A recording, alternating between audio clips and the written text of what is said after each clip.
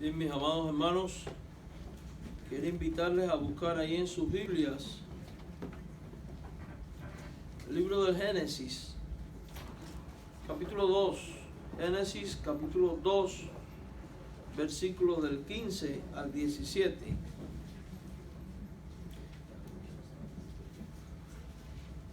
Génesis, capítulo 2, versículos del 15 al 17. Por favor, recuerden tener presente en sus oraciones a Venezuela. Ustedes saben, están viviendo momentos muy tormentosos a causa de todo lo que allí está ocurriendo, incluso hermanos que están incomunicados con la familia a causa de los apagones y las cosas que están ocurriendo. Así que por favor tenganle presente en sus oraciones. Génesis 2, ahorita vamos a orar por ello. Génesis 2, 15 al 17, dígame cuando lo tenga. Amén. Dice de esta manera la palabra del Señor. Tomó pues Jehová Dios al hombre y lo puso en el huerto de Edén para que lo labrase y lo guardase. Mandó Jehová Dios al hombre diciendo: de todo árbol del huerto podrás comer, mas del árbol de la ciencia del bien y del mal no comerás, porque el día que de él comieres, ciertamente morirás. Señor Dios, gracias por tu palabra, la Biblia. Rogamos ahora la asistencia de tu Santo Espíritu para que nos guíe en esta exposición. Queremos aprender más de ti, Señor. Queremos contemplar tu pureza moral, en especial en esta mañana meditar en tu justicia y poder aplicar estas verdades a nuestras vidas, buscando nosotros la justicia tuya y siendo nosotros partícipes de tu justicia. Señor amado Dios, ponemos en tus manos la vivencia que está teniendo allí el pueblo venezolano. Padre, en el nombre de Jesús, glorifícate tú con poder, trayendo paz en esta tierra. Sobre todas las cosas sea hecha tu voluntad, Señor, y permite que en un tiempo breve aquellos hermanos que no han podido tener comunicación con sus seres queridos, pues puedan tener al menos señales de vida. Glorifícate, oh Señor, y pon punto final a tanto sufrimiento, oh Padre. Oramos esto buscando tu dirección y tu voluntad, no la nuestra. Bendice la predicación en esta mañana, Señor. Prepara cada corazón aquí presente y los que lo van a ver vía internet, para que todos juntos seamos edificados por medio de tu palabra. En Cristo Jesús te lo imploramos. Amén. Bien, amados hermanos, usted sabe, estamos estudiando la pureza moral de Dios. Hoy concluimos con este tema. Y hoy vamos a estar haciendo énfasis en su justicia. Nuestro Dios es santo, santo, santo. Y como santo no puede violar su justicia. Como santo, Dios es justo. Dios, de hecho, en todo tiempo y en toda circunstancia y para con toda persona sin excepción, actúa siempre en conformidad con su propia naturaleza santa, en conformidad con su ley, con esa ley que ha revelado en su palabra, la Biblia, y administra su reino de acuerdo a su naturaleza y de acuerdo a sus leyes. Y es que Dios no puede violar ni su naturaleza ni sus leyes, porque entonces sería transgresor, entonces dejaría de ser perfecto, dejaría de ser santo.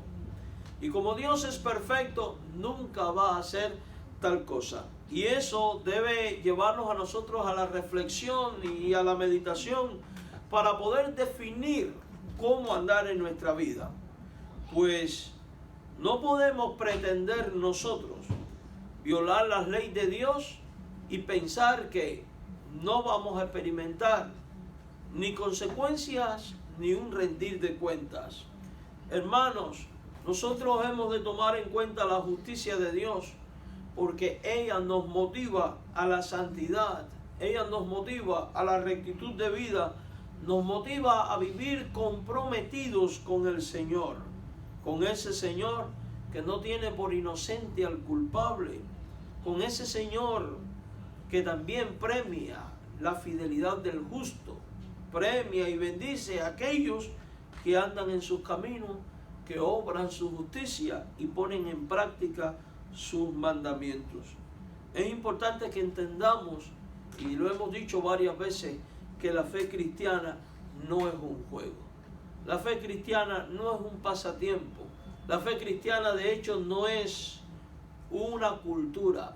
La fe cristiana es tener una experiencia personal, una relación íntima de obediencia a Dios. Es asimilar que existimos para honrar en todas las cosas a nuestro Dios.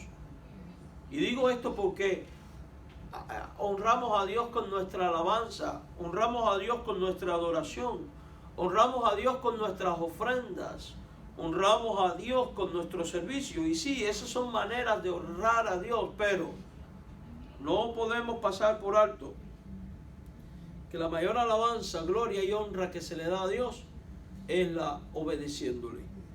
Pues dice la Biblia que Dios se complace más en la obediencia de su pueblo que en la multitud de sacrificios. Por tanto, esto debe movernos a temer a Dios. Y es que el principio de la sabiduría es precisamente el temor a Dios, porque Dios es justo. La justicia es la rectitud oficial de Dios y forma parte de sus atributos morales y de su naturaleza santa. Dios nunca va a obrar injustamente. Dios nunca va a obrar contrario a su justicia, contrario a sus leyes. Y es importante que entendamos que no va a ser una excepción contigo. No va a ser una excepción conmigo. No va a ser una excepción con nadie. Absolutamente con nadie. La Escritura deja claro que el pecado, amados hermanos, tiene consecuencias definidas y que tarde o temprano las consecuencias del pecado terminan viniendo a tu vida, terminan ocurriendo. Por eso el Señor nos anima a andar en su justicia, a andar en comunión con Él, a andar en rectitud de vida, a andar en obediencia y en conformidad a sus mandamientos. Por eso tenemos el compromiso, el deber, la responsabilidad de ir cada día ante la presencia de Dios en oración, en meditación y estudio de la palabra, para definir principios de vida, que son los pasos justos en los cuales debemos de andar, que son esas acciones que satisfacen la justicia divina. Hemos de ir a la Escritura para definir lo que Dios enseña, a fin de después de obedecer al Señor y adoptar como estilo de vida dichos principios. En Génesis 2:17 leímos que Dios había dicho a Adán y a Eva que del árbol de la ciencia del bien y del mal no debían comer, y darle razones, y esas razones devienen en consecuencias, porque el día que de él comiere, dice Dios, ciertamente morirás. Y hablaba de la muerte física y hablaba también de la segunda muerte, que es la muerte espiritual.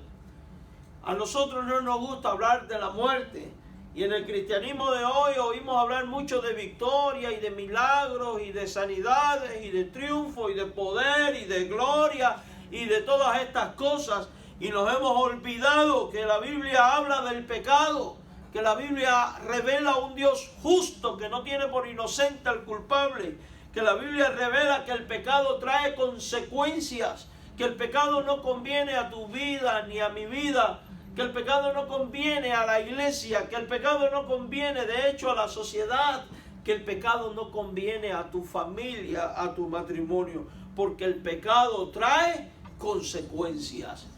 Dios le dijo a Adán y a Eva, no comas porque morirás. Y ellos comieron, ellos violaron la ley de Dios, y Dios en su justicia entonces tuvo que traer el cumplimiento de su promesa. Y por eso la paga del pecado es la muerte, como enseñó el apóstol Pablo, y advierte las mismas palabras. Por eso toda alma que muere sin estar en comunión con Cristo, no solo muere físicamente, sino que además morirá por la eternidad en una muerte que no termina, en un lago de condenación de fuego y azufre, donde es lloro y crujir de dientes. ¿Es esto un acto criminal de Dios? No, es el cumplimiento de su justicia. Y es que los hombres no tienen por qué terminar en esta condición de muerte, por cuanto Dios en su amor, en su misericordia, ha provisto una manera de ser librado de ella, y es a través de Jesucristo.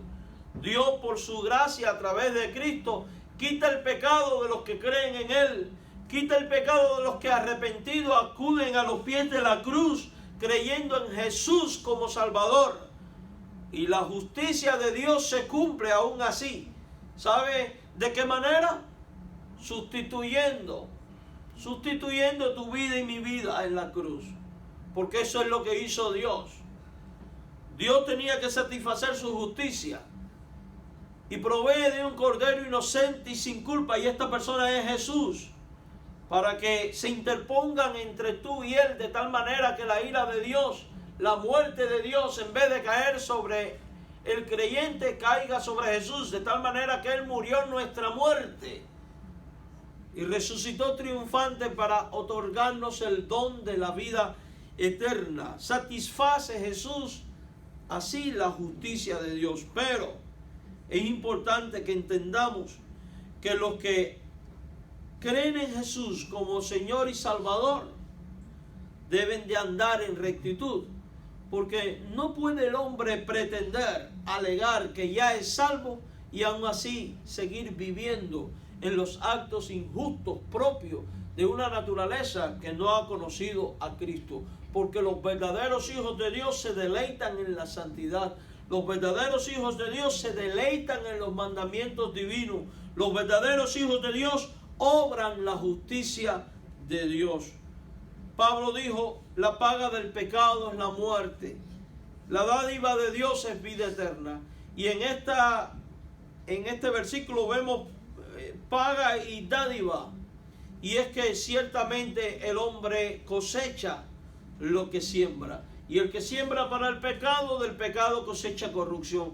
Pero el que siembra en Cristo para vida, creyendo en Él, de Cristo recibirá salvación. Pero entendiendo que los verdaderos salvos andan en Dios. La Biblia enseña que Dios, por justicia y santidad, siempre va a castigar el pecado.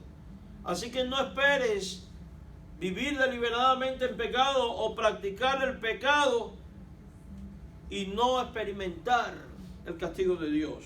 Tal cosa no ocurre.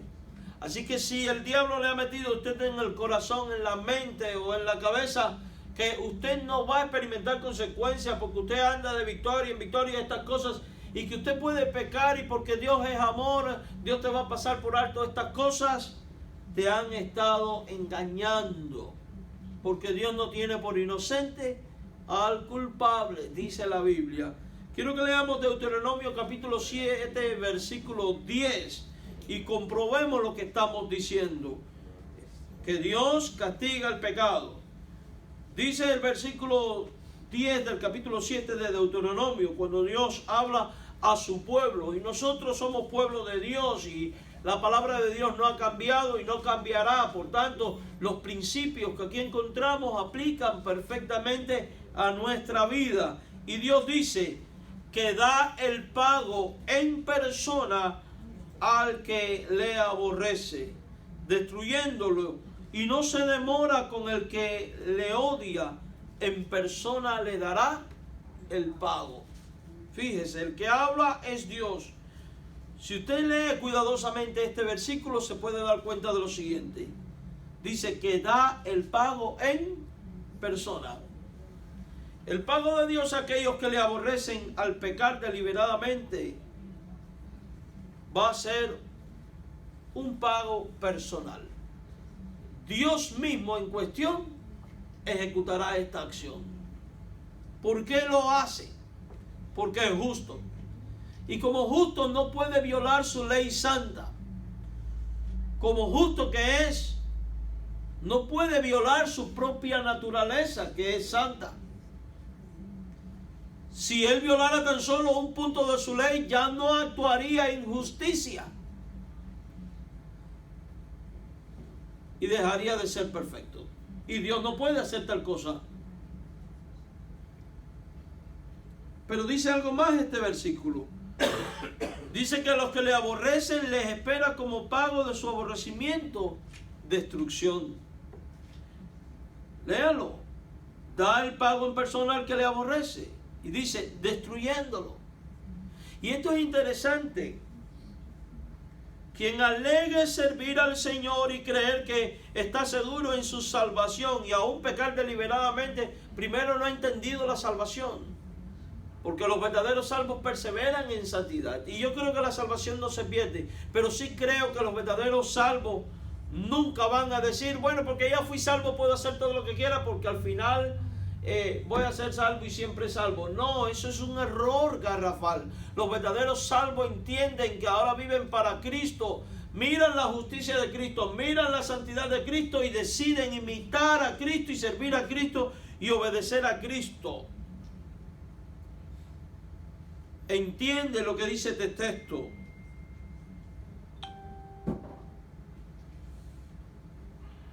El que le aborrece será destruido. Así que no es una buena cosa aborrecer a Dios. No es una buena cosa estar fuera de su camino. No es una buena cosa estar fuera de su justicia. No es una buena cosa no tener relación con Dios. Hoy en día, cuando salimos a evangelizar y hablamos a las personas, podemos darnos cuenta cómo la gente aborrece a Dios. Y en su ignorancia viven como si nunca fueran a dar cuentas a Dios. En su ignorancia viven como si no fueran a encontrarse nunca con Dios. Y qué lamentable es esto, porque están viviendo en un engaño.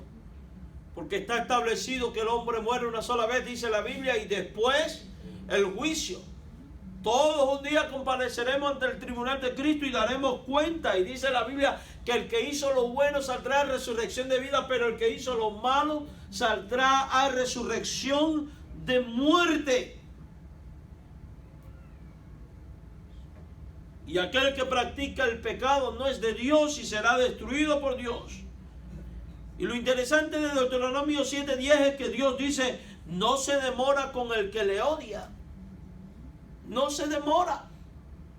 Y a veces nosotros damos por tratada la justicia divina, pero no es así. No demora. Tarde o temprano llega. Llega. De hecho, Dios da tiempo al hombre. No porque Dios es lento para ejecutar justicia, no. Sino porque Dios es misericordioso. Y da tiempo precisamente para que el hombre, al considerar palabras como esta, considerar al Dios santo y justo y su naturaleza pecaminosa y cómo ha violado la ley de Dios, se arrepienta. Pero el tiempo va a llegar. ¿Cuándo va a llegar ese tiempo? Nadie sabe ni el día ni la hora en que el Señor vendrá. Puede ser en el próximo segundo. Puede ser de aquí a 1000 años. Yo no puedo decir eso porque ni aún el Hijo sabe. Pero lo que sí le puedo decir es que el Señor viene. Ahora, el encuentro con el Señor no viene solamente a través de su segunda venida. Puede ser que Él no venga en los próximos 1000 años. Pero lo que sí estoy convencido es que en los próximos 40, 50, 60, 70, 80 años, usted sí va a ir a Él y va a dar cuentas. Y va a tener que encararle. Y quien no anduvo en su justicia y quien no fue declarado justo por medio de la justicia de Cristo será destruido. Eso dice la Biblia. Y recibirá en pago, en persona, el pago de Dios.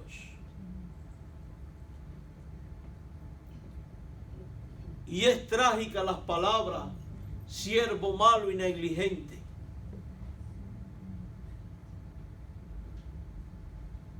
Echen a ese fuera. Serán trágicas las palabras, no os conocí, apartados de mí, hacedores de maldad. Al fuego eterno preparado para el diablo y sus ángeles. No olvidemos que venir a la iglesia no es sinónimo de conversión. En la iglesia hay trigo y hay cizaña.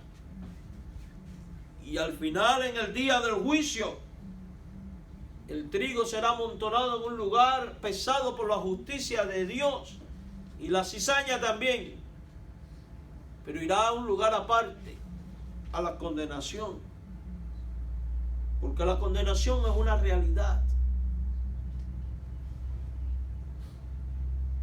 Una realidad que no podemos pasar por alto y que está siendo olvidada y que tenemos que recordar y tener presente todos los días de nuestra vida. ¿Usted quiere probar cuán intenso puede ser el sufrimiento del infierno? Cuando llegue a casa, prenda la estufa y ponga su mano encima. Eso no es nada. Así que cuando se sienta tentado a pecar, coja y quémese una mano, para que recuerde lo que le viene. Sí, estoy hablando muy en serio. Muy en serio. Esa es la mejor manera de imaginarse en una milésima parte cómo puede ser el fuego eterno. Pastor, pero qué negativo es usted. Yo no soy negativo. Yo hablo de las realidades que están en la palabra de Dios. Como también es una realidad que al siervo fiel y prudente, dice la Biblia, que el Señor le dirá: entra en el gozo de tu Señor. Así que si andas en santidad y obras en la justicia de Dios, y fuiste hecho partícipe de la justicia de Dios por medio de Cristo, tú entrarás por las puertas del reino de los cielos. Tú entrarás por las puertas del reino de los cielos. Saldrás a resurrección de vida, habrá coronas para ti, habrá galardones, eso lo dice la Biblia. Por tanto, en tanto y en cuanto estamos en esta tierra, nos toca considerar la justicia de Dios, los actos justos de Dios, las leyes de Dios y andar por ellos. La Biblia enseña que Dios, por justicia y santidad, siempre va a castigar el pecado, y no podemos pasar esto por alto, ya lo dijimos. Amados hermanos, el Salmo 58, verso 11 dice: entonces dirá el hombre, ciertamente hay galardón para el justo. Ciertamente hay Dios que juzga en la tierra. Y eso es una gran verdad. Hay un Dios que juzga. Hay un Dios que juzga.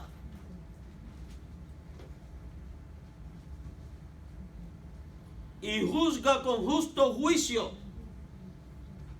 ¿Y sabe por qué juzga con justo juicio? Porque es santo. Uno, ya lo dijimos.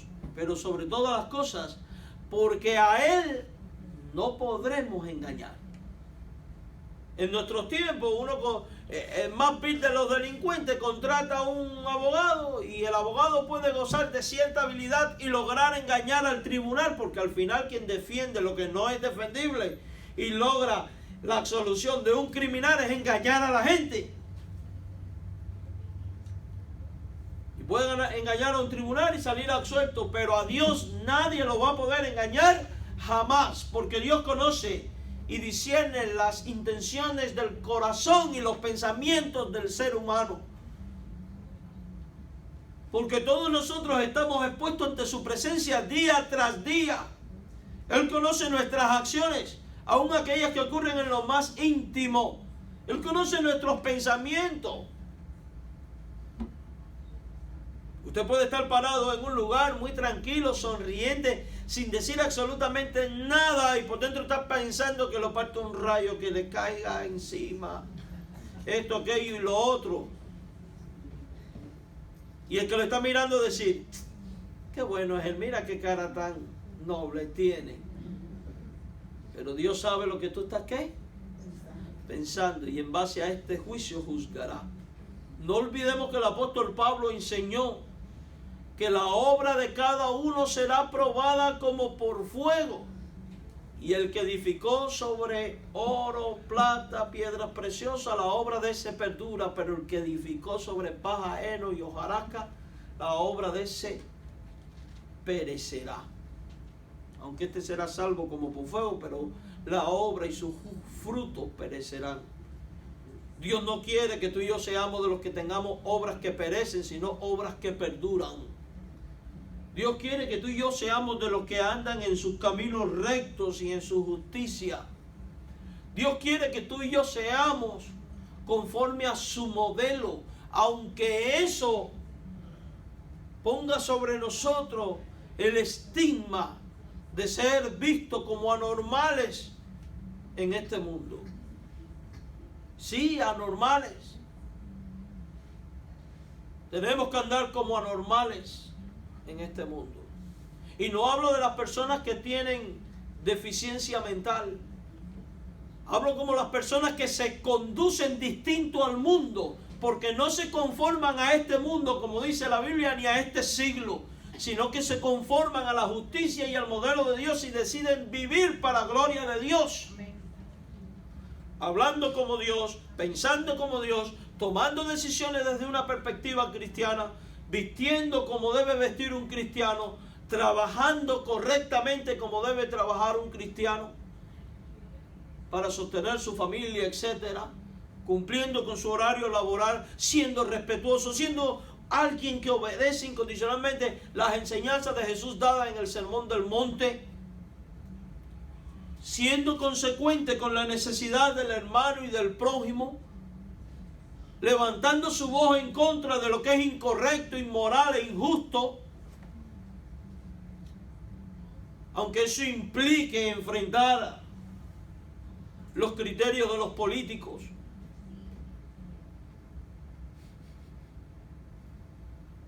Esas son realidades que están en conformidad con la justicia divina y con nuestro andar cristiano. Ahorita hablábamos en la escuela dominical sobre el aborto. ¿Y por qué usamos una palabra técnica, aborto, que suaviza la realidad de la cuestión? No use más la palabra aborto. No use más la frase fulana abortó. Cambie eso. Fulana mató a su hijo. Porque eso es lo que es un aborto, un asesinato. Y no obra la justicia de Dios, porque el hombre es hecho a imagen y semejanza de Dios.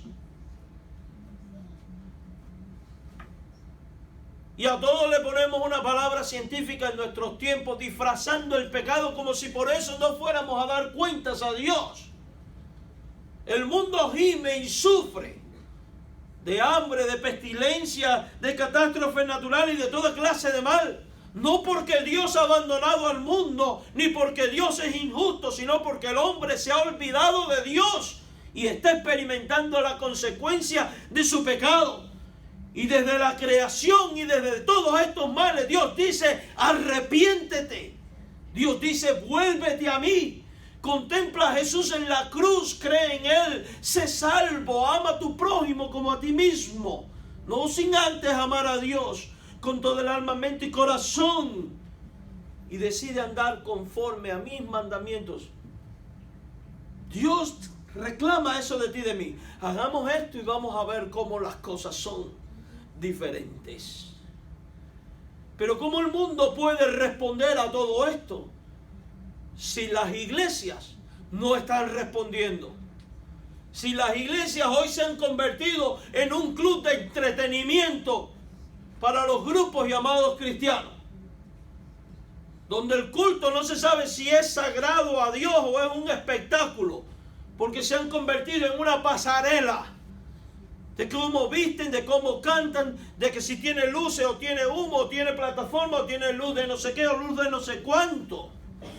Y donde la moda es no tener un púlpito o tener un púlpito.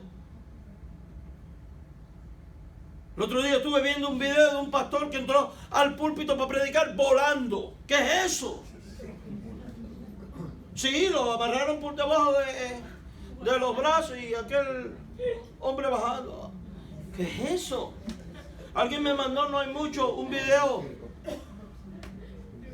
de un cura con tremenda sandunga ahí, bailando.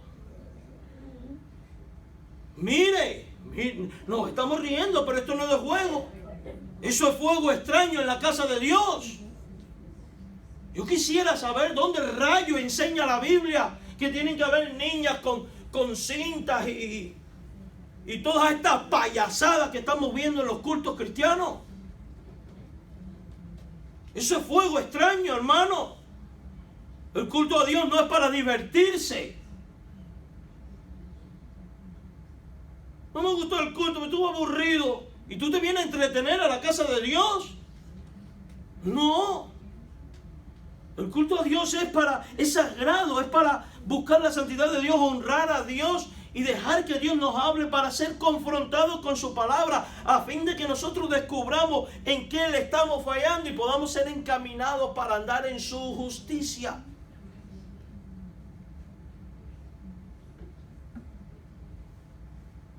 No es para entretener gente.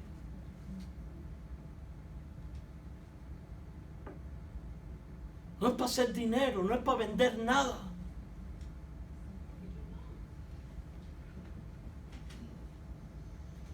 Todo lo hemos comercializado. Yo no sé de usted, yo no le compro un disco de música a nadie. No me da mi gana a mí de enriquecer a la gente con el y sus bolsillos a causa de las cosas del Señor. No.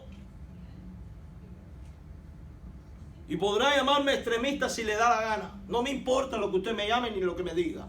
Me vale la cabeza un pato. De verdad se los digo. No le compro un CD a nadie. Porque las cosas de Dios no son para hacer comercio. No son para hacer comercio.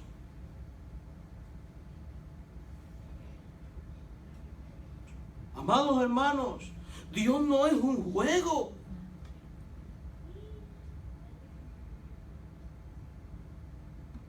Estar en la casa de Dios, ser parte de la iglesia de Cristo, no es para estar siendo consolado todo el tiempo, es también para trabajar, es para sacudirnos y movernos en el nombre del Señor, y más cuando sabemos que el día final se acerca, Cristo viene. Y usted y yo podremos decir, gloria a Dios que Cristo viene, aleluya, y todas estas cosas, pero le voy a decir algo, el día del Señor, dice la Biblia, que es fuerte y terrible. Y es necesario que tomemos conciencia que si tu hijo, tu hija, tu pariente, tu primo, tu abuelo, tu hermano, tu vecino, tu conocido, tu compañero de trabajo, si no has creído en Cristo como Señor y Salvador, porque tú no le has predicado, porque has estado en todas clases de sandeces y de tonteras, se va a ir al infierno.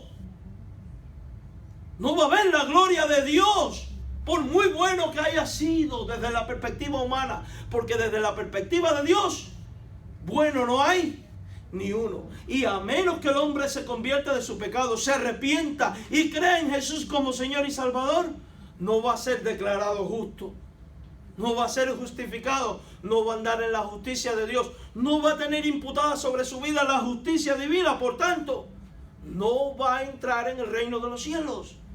Y eso debe estremecernos la vida. Debe cambiar toda nuestra perspectiva para movernos a hacer aquello que Dios quiere que hagamos. Porque dice la Biblia, ciertamente hay galardón para el justo y ciertamente hay Dios que juzga en la tierra. Juzga.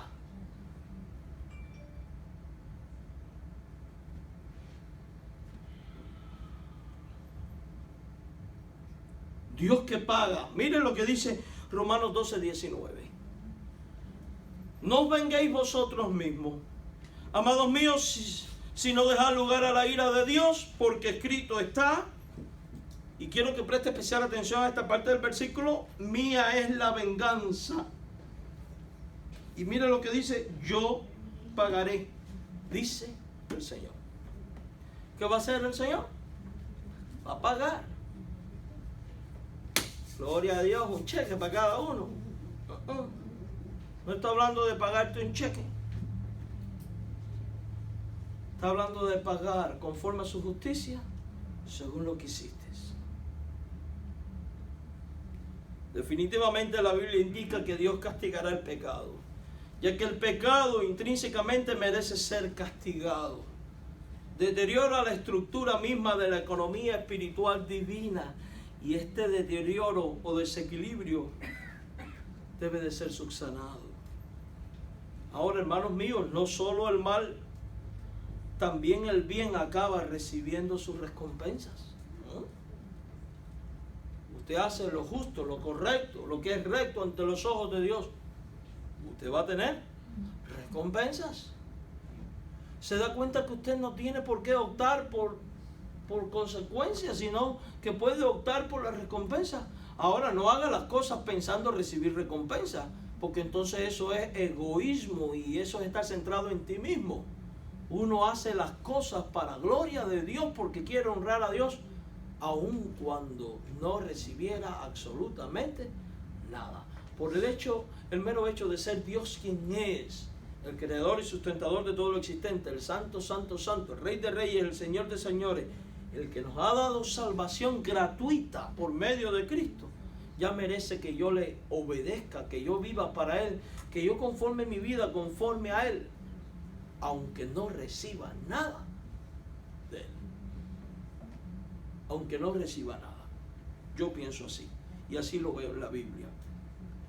Vamos a Deuteronomio 7:9.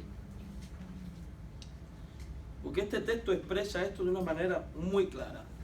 Deuteronomio 7:9 dice: conoce pues Jehová, que Jehová tu Dios es Dios. Mira lo que dice, conoce pues. O sea, esto está dirigido a los creyentes. Dios te está diciendo hoy por medio de esta palabra suya: hey, esto es algo que tú no puedes ignorar, es algo que tú tienes que conocer, es algo que tú tienes que saber. Así que apunte ese versículo, tome nota. Él dice, conoce, entiende. Y lo primero que dice es que Jehová, tu Dios, es Dios. Parece una redundancia, pero no lo es. Jehová, tu Dios, es Dios. ¿Qué le viene a la mente cuando oye esto? Jehová, tu Dios, es Dios. Dios no es un muñeco. Dios no es como los ídolos. Dios no es cualquier cosa.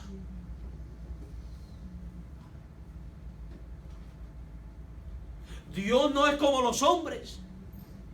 Dios no es como la criatura ni la creación. Dios es distinto a todo. Y es superior a todo. Y es más grande que todo. Porque es santo, santo, santo. Ese es Dios. Y es con el que tienes un trato. Y es al que reclamas adorar, exaltar y obedecer. Oye, no es hombre, es Dios. Y a eso solamente debe movernos a vivir como humillados ante su presencia, en obediencia. Jehová tu Dios es Dios. Y ahora da uno de sus atributos. ¿Dios qué? Fiel. ¿Qué significa? Que cumple lo que promete y lo que ha dicho. Es fiel a Él mismo. Es fiel a su naturaleza santa y justa. Es fiel a sus mandatos. Es fiel en los compromisos y en la parte que le toca en su relación con los hombres. Él guarda el pacto. También la misericordia a los que le aman y guardan sus mandamientos hasta 1000 generaciones. Él guarda el pacto. Y Él guarda misericordia. ¿A quiénes?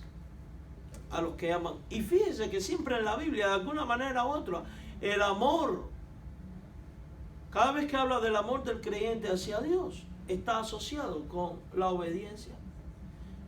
A los que le aman y guardan sus mandamientos. O sea que si tú amas a Dios, vas a guardar sus mandamientos. Y si tú amas y si tú guardas sus mandamientos, el Dios fiel guardará contigo misericordia. Eso es lo que dice ahí. No esperas otra cosa si desobedeces sus mandamientos, por supuesto. Pero ¿sabe qué es lo más hermoso que dice ese versículo? Que si tú guardas sus mandamientos porque le amas, Él guardará el pacto y la misericordia hasta 1000 generaciones. O sea, de manera indeterminada.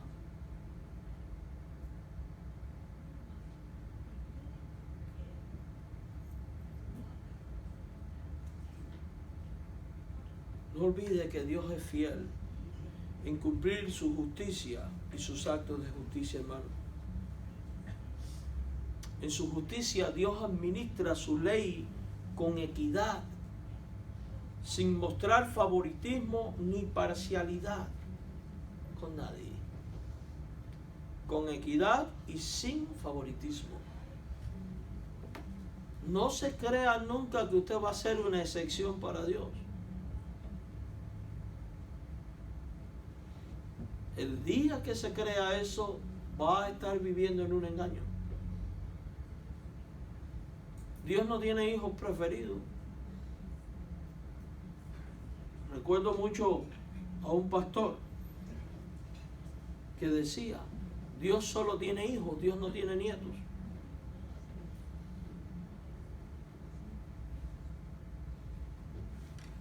Porque a veces nosotros creemos que somos el preferido de Dios. No se crea eso.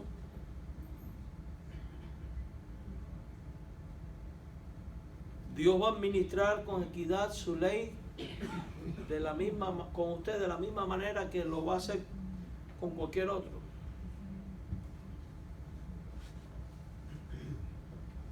Dios no hace excepción de personas. Y si usted tiene dudas de esto, léase la Biblia. Y se va a dar cuenta que todo siervo de Dios que pecó, aunque pudo haber hecho muchas cosas buenas para Dios, desde el momento que le falló y pecó, cosechó la consecuencia. Estos días he estado leyendo la vida de Gedeón.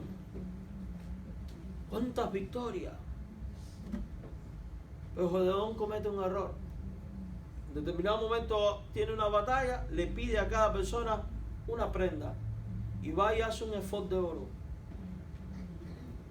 Y dice la Biblia que aquello pervirtió al pueblo. Y dice la Biblia que terminó Gedeón en días de ruina. Qué triste. Vea la vida de Salomón. Por amor a David tu siervo, tu padre, le dijo Dios, no voy a destruir el reino, pero cuando tú mueras, se dividirá. Léase el libro, primero de Reyes, segundo de Reyes, Crónicas, léase los Jueces y usted va a ver esto que estamos hablando.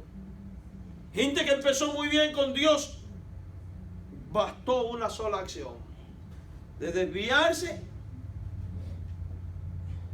para que la justicia de Dios fuera administrada con equidad y sin favoritismo. El gran Moisés aún se quedó sin entrar a la tierra.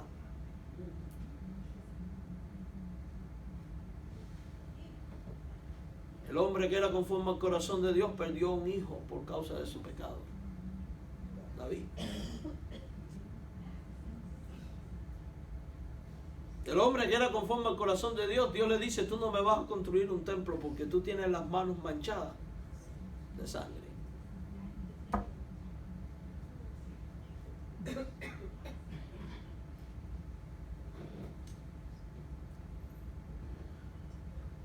¿Usted cree que para Moisés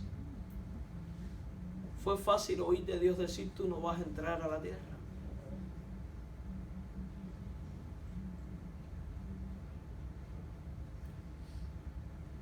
Solo los actos de una persona, no su puesto en la vida, solo sus actos se toman en cuenta a la hora de establecer las consecuencias o las recompensas.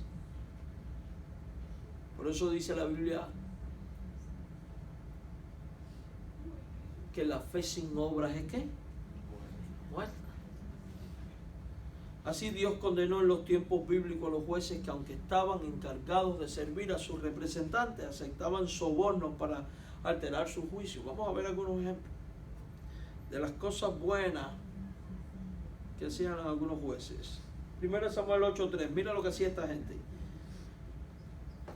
Dios empieza diciendo, no anduvieron los hijos por los caminos de su padre, antes se volvieron tras la avaricia, dejándose sobornar y pervirtiendo el derecho. O sea que Le sacaban dinero a la gente y hacían actos injustos. Sin embargo, a Dios nos estaban engañando. Amós 5:12. Y miren lo que dice aquí Dios. Yo sé de vuestras muchas rebeliones y de vuestros grandes pecados. Sé que afligís al justo, recibís cohecho y en los tribunales hacéis perder su causa a los pobres. Si usted se da cuenta de esta gente de la cual Dios dice esto, eran gente rebelde, de grandes pecados, afligían a la gente piadosa y justa, recibían cohecho y hacían perder la causa de los pobres. Sin embargo, Dios dice, yo sé de vuestras muchas y sé de vuestros grandes, sé que afliges, porque nada escapa del conocimiento de Dios. La razón de su condena fue que el mismo Dios, al ser justo, esperaba ese mismo comportamiento en los encargados de administrar su ley. Sin embargo, a veces la regla de Dios no parece justa. Los que llevan vidas pecaminosas no siempre son castigados, aparentemente. Y a veces decimos, pero si este ha sido un sinvergüenza de primera toda la vida, y mira, no le cae ni un catarro al desgraciado. ¿Usted no ha visto eso? Que hay gente que es muy perversa y no le duelen ni los callos. ¿Sabe lo que los callos, verdad? Unos pellejos duros salen en los pies. No le duele nada.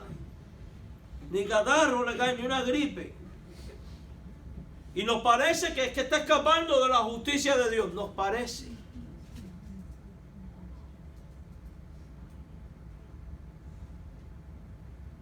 Y nos parece que van a quedarse sin lo que merecen. Mira, el Salmo 73 que leímos al principio del culto refleja la prosperidad aparente de los malvados. Están sanos y parecen libres de los problemas que otros padecen. Y esta observación también la hacemos nosotros con frecuencia. Pero si usted meditó con cuidado el Salmo 73 que nosotros leímos, esto no deja de ser apariencia. Si usted leyó el Salmo 73, dice, no pasan trabajo, no son azotados, la soberbia los corona, se cubren de vestidos de violencia, los ojos se saltan de los gordos que están, se mofan y hablan con maldad de hacer violencia, hablan con altanería y no les duele nada. Bueno, mire lo que dice el verso 17. Hasta que entrando en el santuario de Dios, o sea, donde está Dios, el Dios santo, y comprendí que Dios es santo y justo, mira lo que dice, comprendí el fin de ellos. Dice, ciertamente los has puesto en deslizadero, en asolamiento los harás caer, como han sido asolados, y da toda una descripción.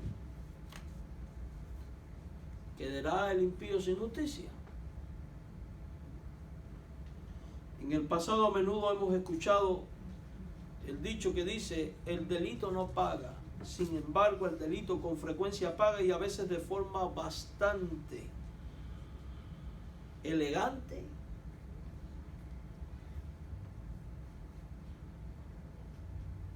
Los jefes del crimen organizado a menudo acumulan fortunas enormes y pueden tener también salud.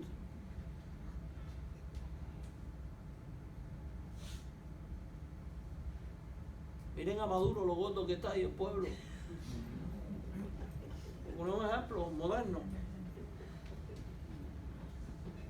Mientras que algunos creyentes virtuosos, santos, son pobres, están enfermos, sufren la pérdida trágica de sus seres queridos. Y esta aparente iniquidad continúa año tras año y nos preguntamos, ¿cómo permite Dios esto? Mire, cuando el salmista fue al santuario de Dios, percibió el fin de los malvados. Porque el hombre, si no es aquí, va a ser allá. Y quiere que le diga algo, es mejor dar cuentas aquí y tener la oportunidad y arrepentirse, que Dios perdona los pecados y nos hace nuevas criaturas, que no cuando entremos a la eternidad, porque una vez que venga la muerte o venga Cristo, se acabó el tiempo.